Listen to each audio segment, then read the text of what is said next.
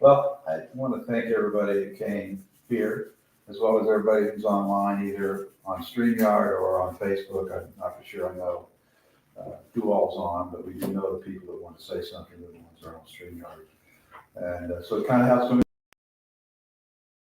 We're going to start the process. There's going to be a song, and that first song is going to be by Stuart. It's one of his songs called Your Grandmother's Love Letters. It's one that was on his CD, and she always liked to listen to it. And then we'll go through a presentation. Really, it's more of a story about Mary's life. While there's photos that are not necessarily connected, there's stories of all the people that had an impact on her life, or those people who had an impact on, both ways. So we try to kind of get the family in there, family photos. And I want to thank you for all the people who provided photos. I mean, there's so many. Oh my gosh.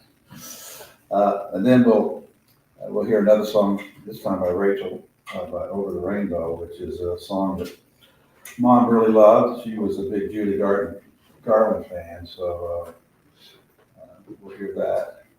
Then a reading by Rachel. We'll do a reading. And then we'll have open it up for people to talk, say the words. You don't have to come up here. You can be in your chair if you want. Or if those people are online, just wave your hand to Stuart, and he'll make sure you get on the line. So without further ado, Stuart, you ready to get moving? Absolutely. Thank you. I went up to my attic to put away your letters in a gray metal box with 2 broken locks next to an old bird cage. When I went to put your letters inside, I found another packet covered with dust and smelling of must that came from another age.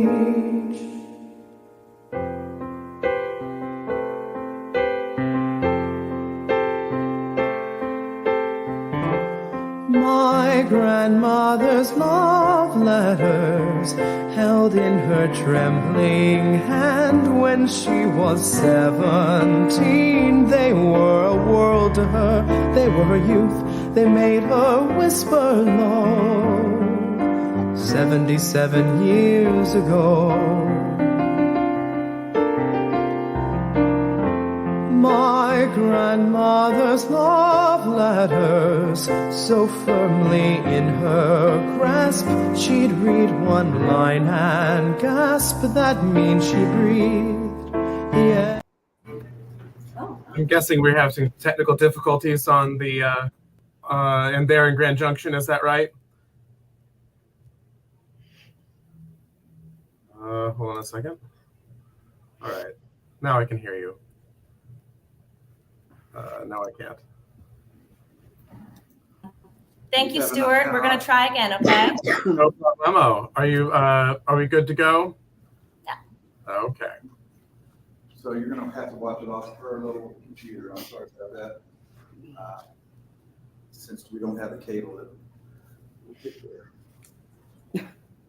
You look at I went up to my attic to put away your letters in a gray metal box with 2 broken locks next to an old bird cage. When I went to put your letters inside, I found another packet covered with dust and smelling of must that came from another age.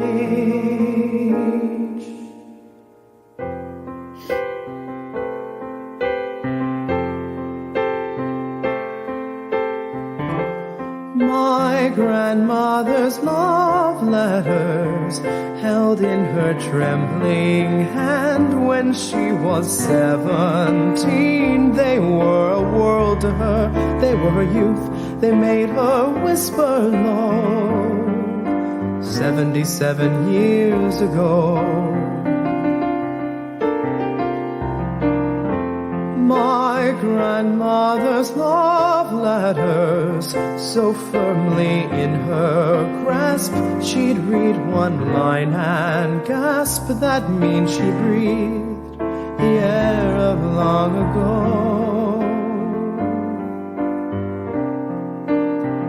I loved her so. Some things you never know. What makes the tide come in and the little flower grow? How Father Time decides when he'll come for one of us. Some things you never know. What makes the eagle fly and the southern wind blow? These things, they come, they go, like portents, omens, dreams.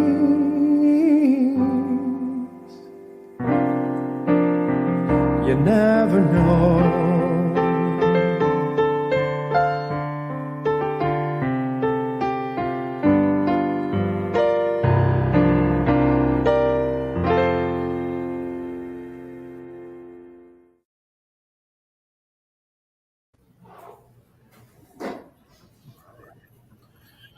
It was beautiful, Rachel.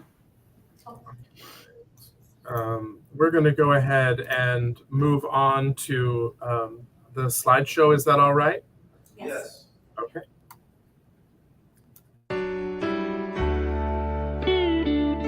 Maryanna Landon was born in Los Angeles, California on July 29th, 1933, to Helen Marie and Cecil Edward King.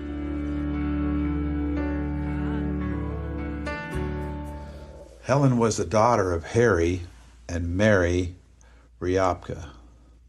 Harry was born in Pennsylvania, and Mary immigrated from Austria to Pennsylvania.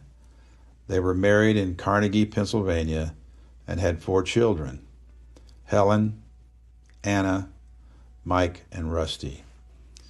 The family moved to Los Angeles.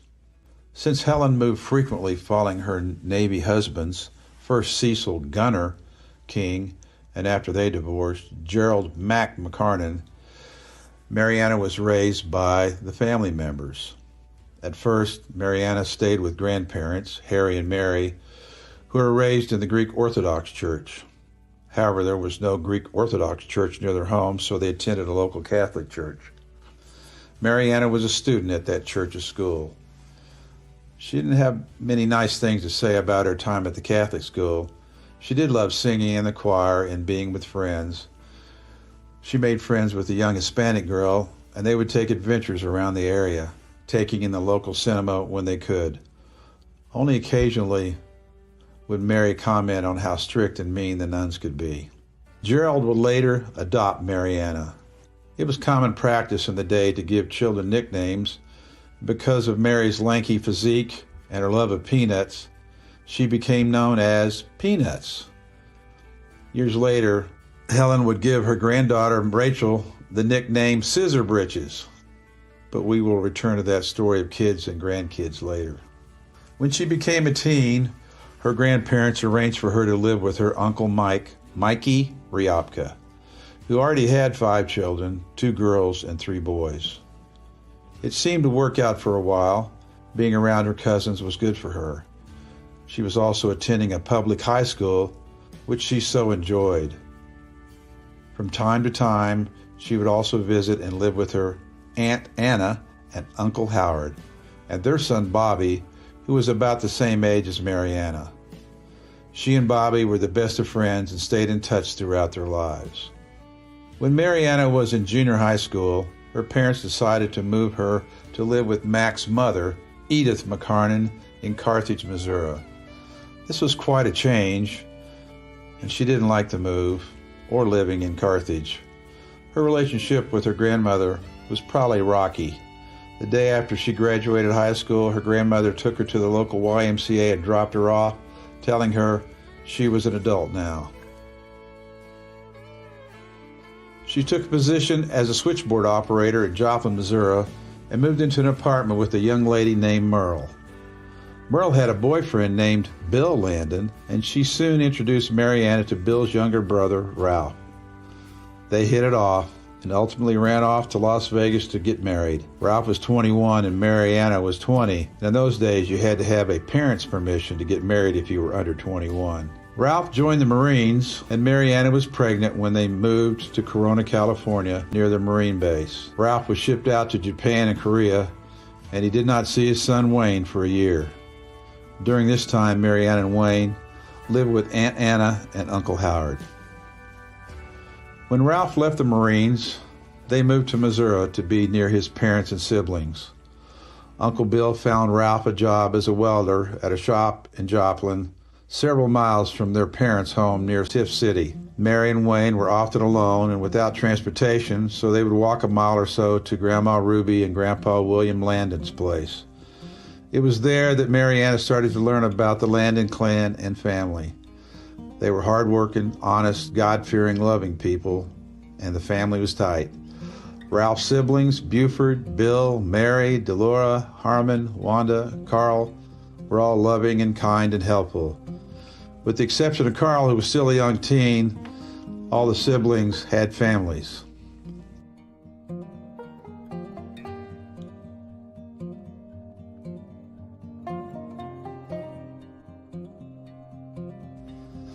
The siblings, their spouses, and kids all loved coming to visit Grandma and Grandpa Landon and help on the family farm. Help usually meant staying out of trouble for the kids. Maryanna became pregnant and gave birth to another son, David, who later died of medical complications. After a time, she became pregnant and gave birth to Deborah Lynn, Debbie. Then Grant Allen, and then Rebecca Sue, Becky. During this time, Uncle Bill and Aunt Merle had moved to Tulsa, Oklahoma, and Bill was able to find Ralph a job at the Tulsa airport as a mechanic. It was there that Ralph learned to fly. For those of you who flew with Ralph or took a Jeep ride over the mountains with him, you knew to hang on.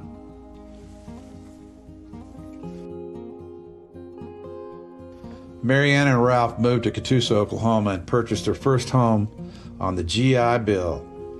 Ralph found a better paying union job at Martin Marietta Corporation as a mechanic. But with so many mouths to feed and a mortgage, Maryanna took a job as a key punch operator for Humble Oil, now known as Exxon, and then they later moved to Sun Oil Company. These were busy times for the family. She and Ralph so enjoyed their family. And it was during this time she converted to Protestantism as a Baptist, as was the rest of the Landon clan.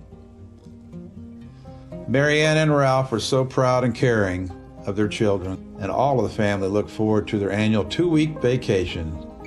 Always a trip out west to Colorado, or New Mexico, or Arizona, or Nevada, or California, or Washington State, or Oregon. They loved camping and adventuring, visiting national monuments and parks, and especially visiting relatives in California, Oregon, and Washington. It was during this time that Maryanna reconnected with her birth father, Gunner King, and his family in the state of Washington.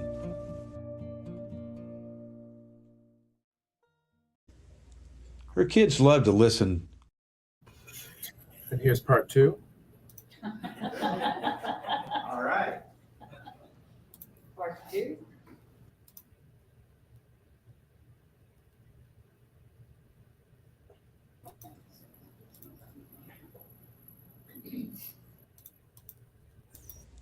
Her kids loved to listen to her records. Elvis, Riders of the Purple Sage, Frank Sinatra, and especially Nat King Cole. As a family, they often went to the drive-in movies, or at least when there was an Elvis or John Wayne movie. Maryanna and Ralph became huge fans of Western movies, and when they retired, they had a huge collection of Western movies.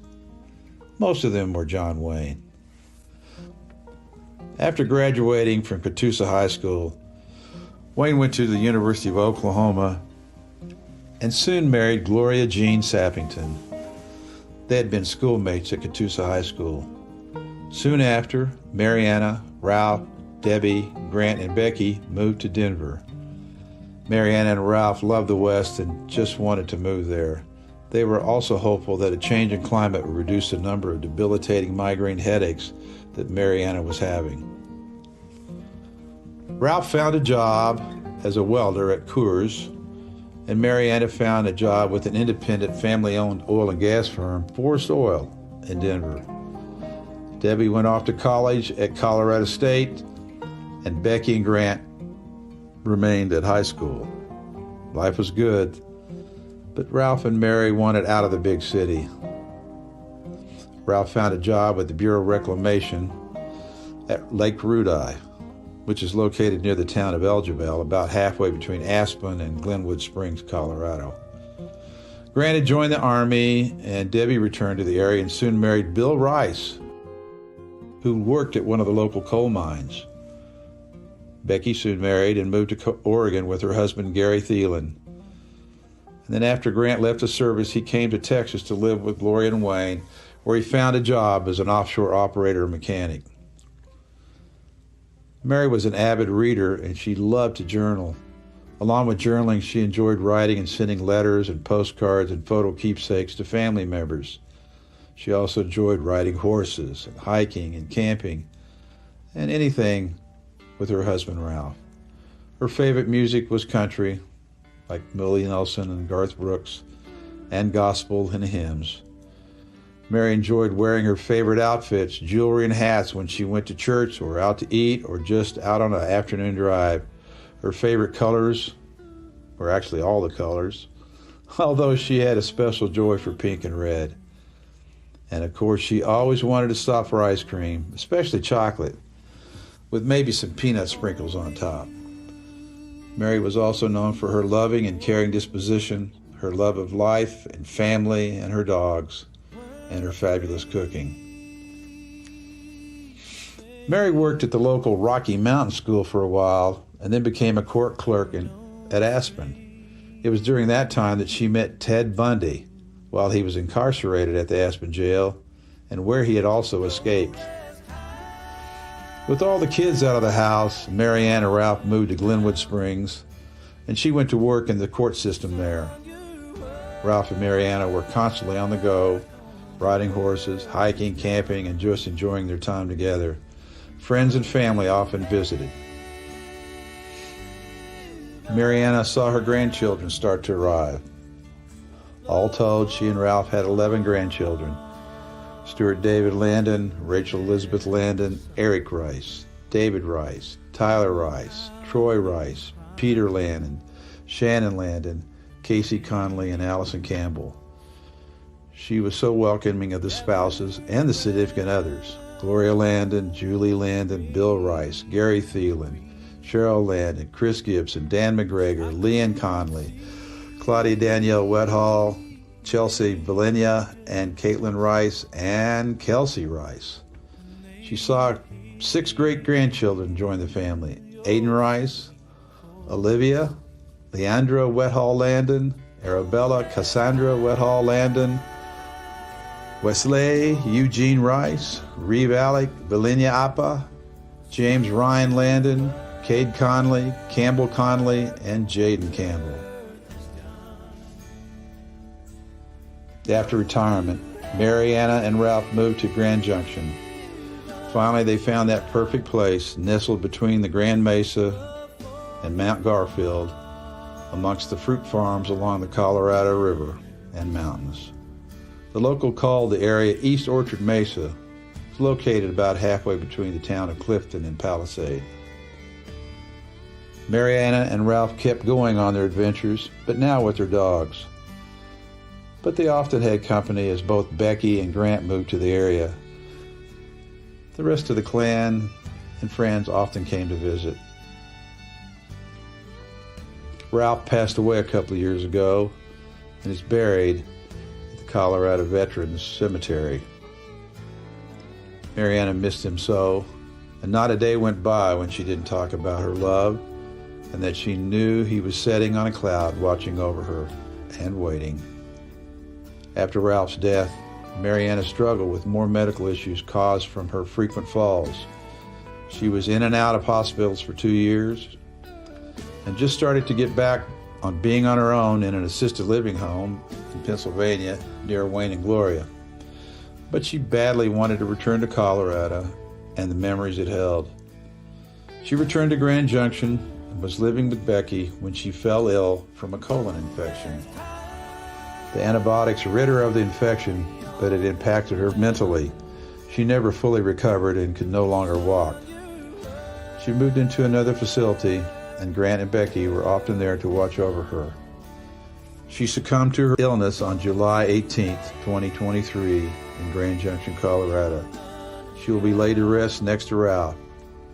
Now she is with him, sitting on the clouds, watching out for her family.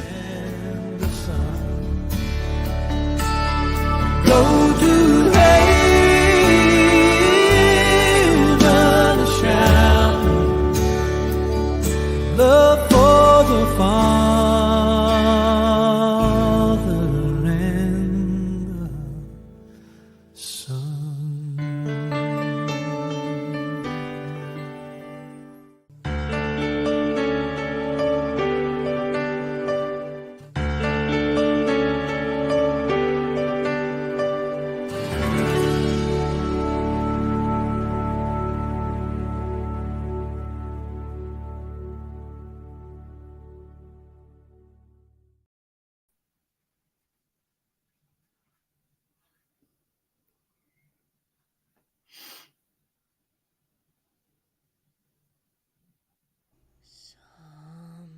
Somewhere over the rainbow, way up high, there's a land that I heard of once in a lullaby.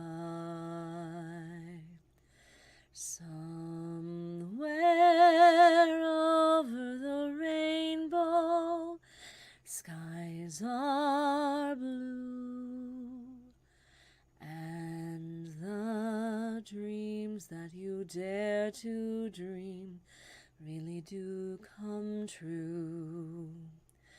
Someday I'll wish upon a star and wake up where the clouds are far behind me, where troubles melt like lemon drops away above the chimney tops. That's where you'll find me. Somewhere over the rainbow, bluebirds fly. Birds fly over the rainbow. Why then, oh why can't I? If happy little bluebirds fly beyond the rainbow, why, oh why can't I?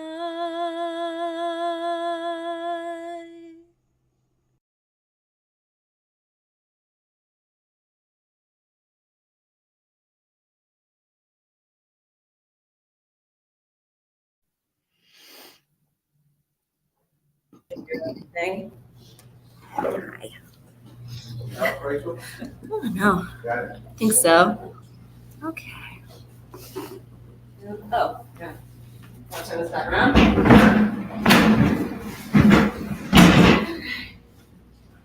Sorry. Thank you, Dad and Stuart, for putting that together. Thank you, everyone, for getting photos. She really had a wonderful life. So I'm just going to do a reading. This was a letter that was found in Grandma's Bible. It's from May 11th, 2000. She really did a lot of writing. She, as Dad mentioned in the video, she was a journaled almost every day for many, many years and wrote many, many letters. I know many of us got letters from her regularly. Dear gracious Heavenly Father, since I was a little girl, dear Jesus, I have loved you and talked to you.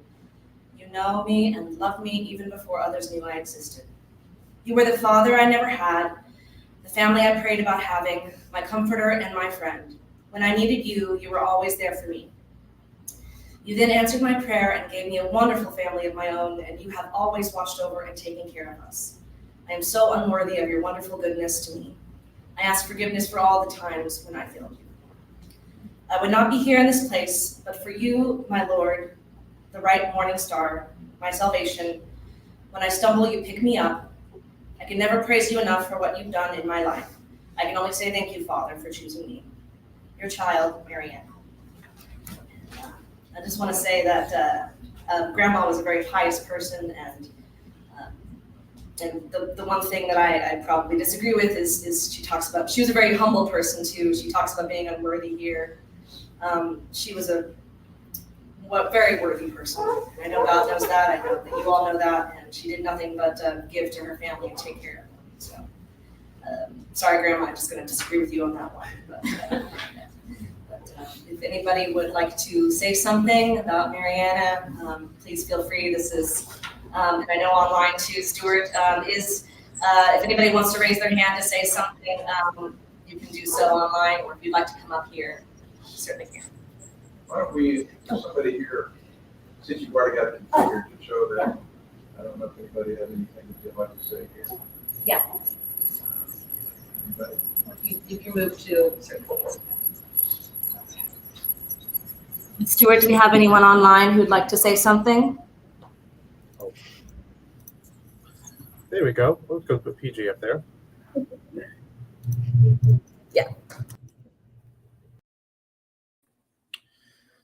Yeah, I didn't want to go first. But yeah, I did.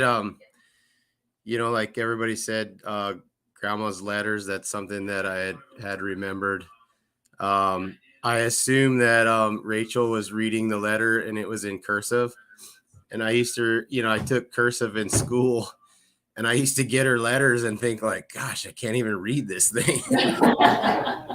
But it was really beautiful. I mean, she had beautiful, beautiful handwriting. And I was just like, yeah, I needed help.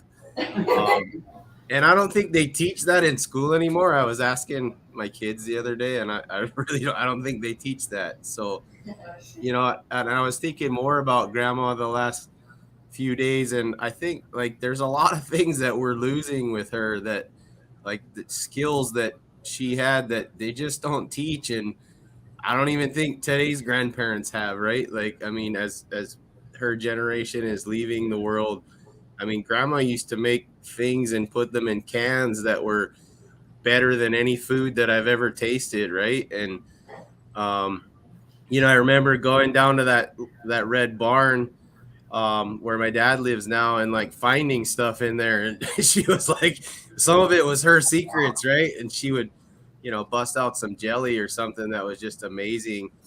And I was talking with Chelsea the other day, and I can't remember the little berries she used to pick and make that jelly, but if somebody remembers it, if they could say it, like I want to like try to memorialize that and not forget it. Shelf cherries. Was it? I thought it was. Yeah, it was something. I thought it was a small one. Yeah. Oh yeah, that. I didn't want to forget that. And then the green beans and all this kind of stuff. Like I didn't learn any of that from her. I don't know if anybody did, but the homemade noodles and all these kinds of things, like I just don't know that people have that knowledge anymore. So I mean, that was something about Grandma that was always special. Grandpa obviously moved mountains, and he was famous in our family, but Grandma was right there behind him. Like every hunting trip, we had bags of baked potatoes and fried chicken and everything else that she had made, right, and to send the men off. I remember when I went over there, I was always looking forward to like breakfast and all this kinds of stuff. It was always a treat. And yeah, and you know, we grew up with grandma, but like I remember one distinct thing about the two houses in Glenwood and Grand Junction was there was always that hallway of photos, right? And so, you know, if you didn't know, I mean, you guys probably did, but grandma herself was beautiful. But yeah, she had all those photos, and you wouldn't have known. You know, I didn't know what grandma looked like when she was younger. Even I saw some new ones now, but I do remember grandma was sort of like the historian, right? Like she knew who everybody was in the photo. You know, I would ask grandpa sometime in passing and he didn't know. But grandma like actually knew every photo and every person's face. And for that, like I think, you know, we're more aware of how big you know, the Landon family was and things like that. Like you know, some of these people I've never met, but I do know their names. And it's all because of grandma. Like she kept that sort of family wall going down the hallway of all those little pictures. And I used to like to just stare at that with her, and she would, you know, oh, and this one, and you know, and we have a mini one behind me. It's not very big, but Chelsea does that in our family, and it's nice to have. I mean, pictures of people. I think everybody's using social media these days, but something to be said for having that in your home. And then yeah, like I mean, grandma was just really cool. She, you know, she used to even like a Broncos game. You know, you don't expect that out of your grandma, but I can remember being at the house and her being just as irritated at John Elway as grandpa was, and everything just ruined the evening. But yeah, those are the things that I can think of. And yeah, definitely when I think about grandma, it was, you know, always a feeling of home. I think she gave that to all of us that, you know, ever did visit over there. You really got that feeling from her.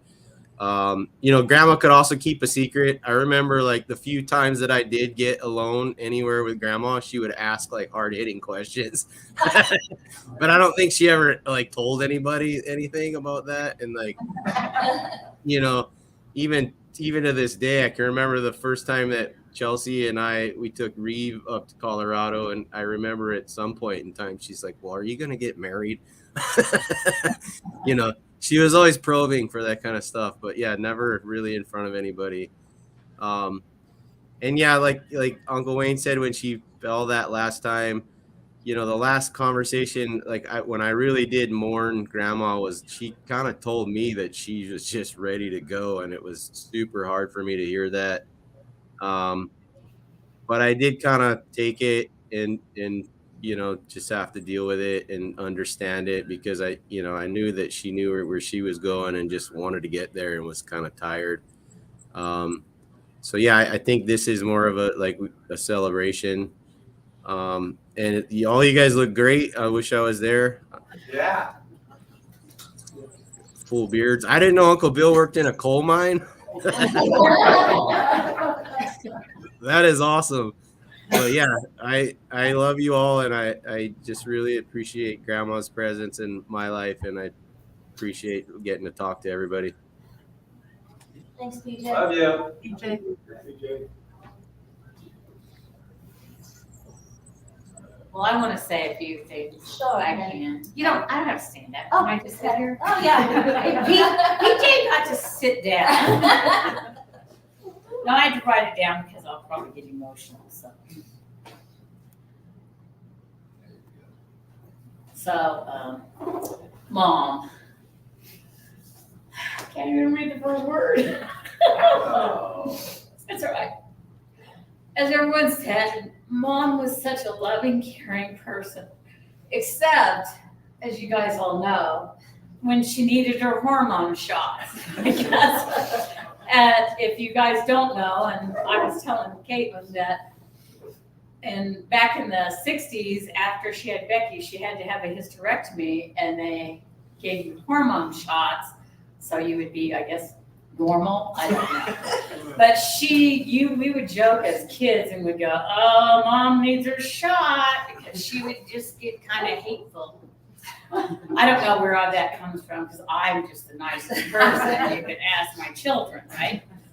So anyway, she did love the Lord, and she took us all to church every Sunday. And as you guys, most of you know, that Dad didn't really go with us, but Mom was there every Sunday. And we learned a lot. We grew up in the church, and she loved reading the Bible.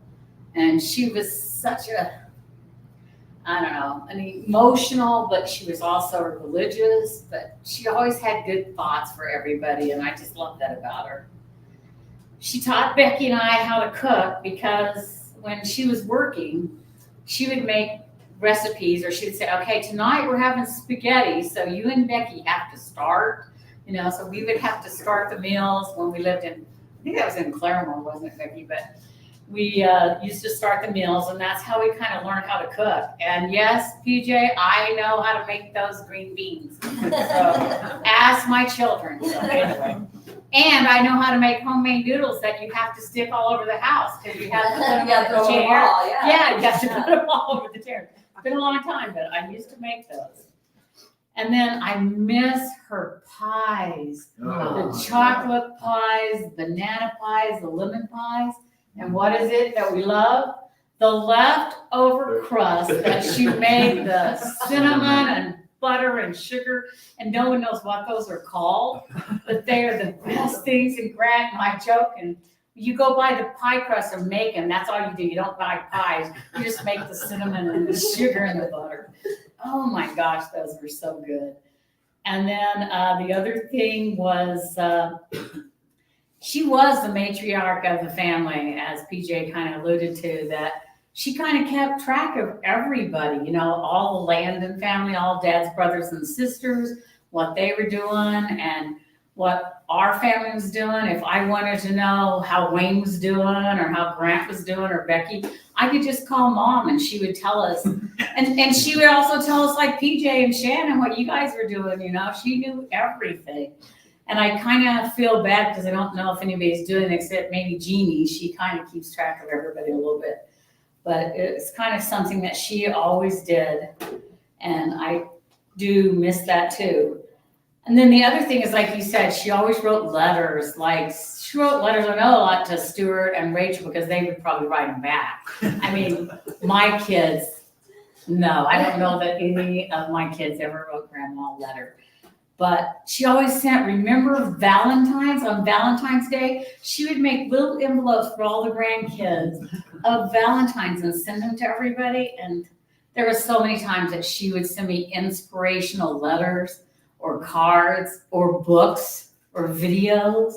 And if I was having a hard time with whatever life brings you, then she would be there to support me, and I would call her. I only called her like once a week, but she would always just be there and say, Debbie, just don't let things get to you, And she was always so positive because I used to always think that life was always so hard, and she would always go, no, just think of this, you have your health. And she just was so positive about that. And the other thing that she did that I'm horrible about is she never forgot birthdays. She would always send out cards to all the kids. She made calls. And she would, anniversaries, and she would send, maybe a check for $5 or $10 or whatever it was, but it was just the thought. She was always so thoughtful. I know Rachel's a lot like her in that respect, and I try to just, now we just send them on like email, right? It gets faster. Yeah. Happy birthday, sorry I missed it. And the other thing is I miss those times when she would talk to me, especially at the end when I would call her, and Wayne knows this because we weren't here in the last, couple months. We would talk and she wouldn't respond, or sometimes she'd say, or Grant would say, shake your mom's shaking her head, yes, she's hearing you. But yeah, it was hard to have those conversations one-sided. The other thing is she loved to read, as you guys all know. I mean, she just read books and books and books, which Becky and I still have the love for the books. I know Becky reads a lot more than I do, but I mean, I can read a book in, a day. I know Bill will go, what are you doing? I'm reading a book. But now you just read them on your phone. But Becky still does the books. She actually has hard books that she reads, but I still read them on my phone. Well, anyway, I miss Mom every day. I know it in a better place. She's with Dad watching over us, and I miss you and I love you, Mom. That's okay. Thank you. Thank you, Debbie. Thank you so much. Anybody else would like to say something?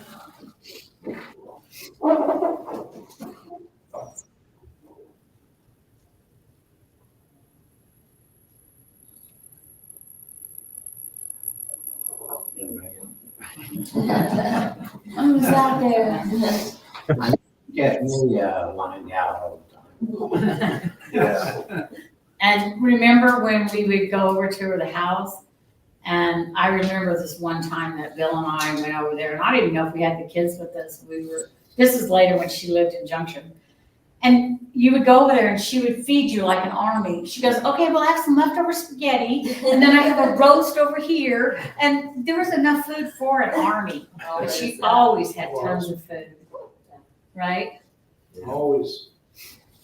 Like, Mom, we can't even eat all this. And I still cook like that, so it's a hard thing because even Bill and I'm like, I don't know what we're gonna do with all this food. Leftovers forever. Yeah. I'd like to just say a couple of things, if nobody else does right now. Sure. But feel free to pop in, or whatever. You know, you think you know your mother, and you do, but the last couple of years was really got to know her in a totally different way. You know, because she was such a loving, kind, caring person, and all the way to the end. But you know, when you're struggling, I wanted Mom to be the way she was, and I get super frustrated with it sometimes. And thankful I had some great caretakers. Claudia's one of the people up on now, but or the folks that were at the facilities, the hospice folks. The caretakers there, without them talking to me and explaining to me what the hell was going on with my mom in the last couple of years. Because, you know, she'd be there and then she would not be there. And that was hard. I know Grant got to experience a lot of that there, and Becky as well, because she became non-communicative. You know, she didn't talk. But at least you got to see her nod her head or see a glisten in her eye. So all I know was even at the end, you know, she loved her family. That was the one thing that was just the biggest thing in her whole life was Ralph, her family, her friends, you know, the community, and she would do anything for anybody, and did. But she so much wanted to be back with Dad. The last couple of years, she was always talking about being back with Dad. And I didn't want to hear that. No, I wanted her to be with Dad, but I didn't want her going. And she was doing so well last December. She was living independently. And that was really good for her because she was getting back, because she was a very independent woman. Don't you think, David? I mean, she lived there, you know, she really was. You know, she liked the outdoors, she liked to do things and whatever it was, but kind of lost my train of thought. But she was such an independent woman and I appreciate her for that. And I don't know that she held any of my secrets.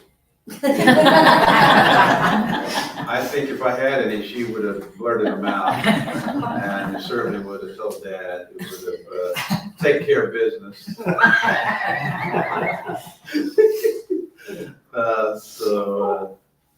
I knew I could always count on Mom being there all the way to the end, to the last. And so much appreciate Grant letting me speak to her that last day. I know she couldn't hear me, but just to know that I was okay with her going. That was the first time I felt that way. Anyway, I love all you folks. I know Mom loved all you folks. Every one of you. And she gave you that hug. I miss those hugs.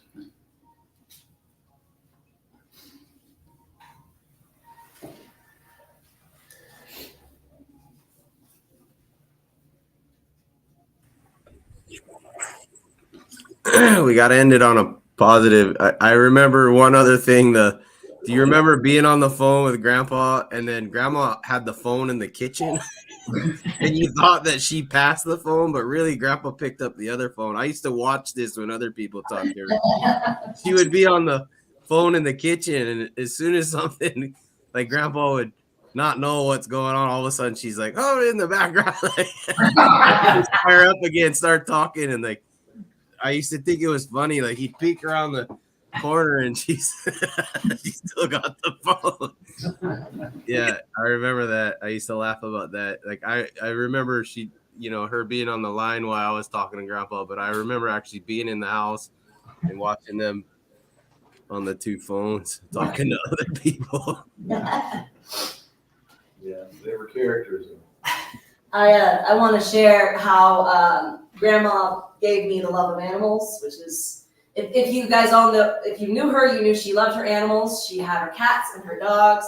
She had turkeys for some reason. She loved those animals. Didn't matter what they were. She loved that. She loved the turkey just as much as she loved her dogs, I think. And so just wonderful that she cared about all of God's creatures just as much.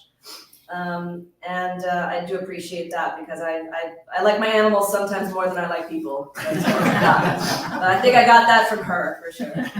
And she, another lighthearted thing you guys might appreciate, and for those of you who got to live with her in her final years, she always loved stories, but it became very difficult for her to read because of her eyesight. So she watched TV. So she loved her Westerns, of course. But I think I saw more episodes of CSI than I ever thought I would. And I was invested after a time. Now I want to know what happens after like 20 seasons. But she watched CSI, I think, on a loop. That was kind of her comfort show when she wasn't on something else. And At volume 100. at a volume 100, yeah. But that was something I really loved. That she still loves stories, even if she couldn't read them. She still loved, being engaged in a good story, or sometimes a bad one, which was fine too. But I think that we all got that from her too. I was recently thinking a lot about the letters that she would write and that Debbie mentioned, and I just felt like the luckiest kid in the whole world when I would get a letter from Grandma, and she would always write Master Stuart Landon. So I felt like everyone should address me as such. And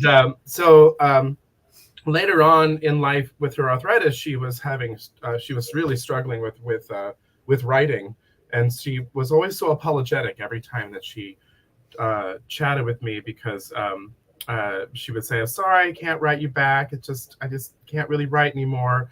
I was like, "That's fine, Grandma," because I missed a part of the story.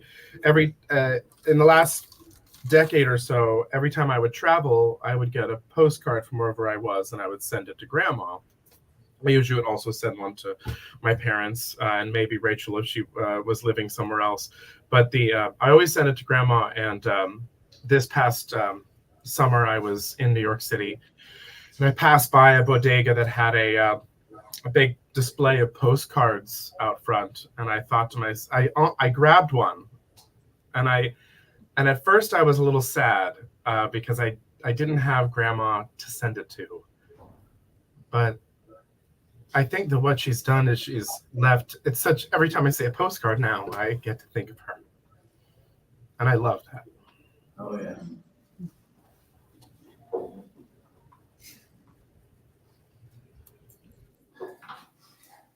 Would anyone else like to say anything? Story.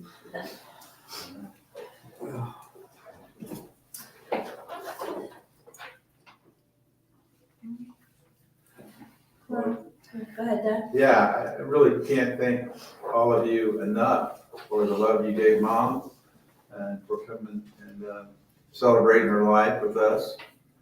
There'll be a little break here, and then we'll go out to the cemetery where she'll be Oops. Air heat. A little air, finally. Get a little warm in here. But anyway, that will not be live streamed, but we will be taking pictures and video, and we will post some of that. It's a beautiful cemetery. She'll be laid to rest with Dad, which is what she wanted. And there's a beautiful urn here. I don't know whether we'll take a picture and get that posted. I think. Whoever picked that out, it's really gorgeous. She loved it.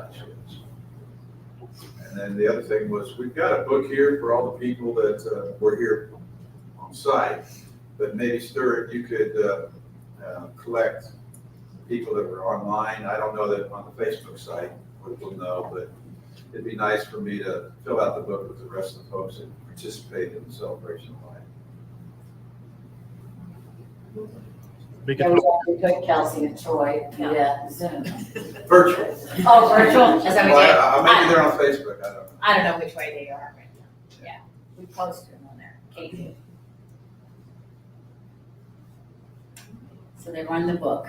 All right, folks. Love you guys. We love you Don't get to all. see you as much. Thank you so much. See you guys a lot.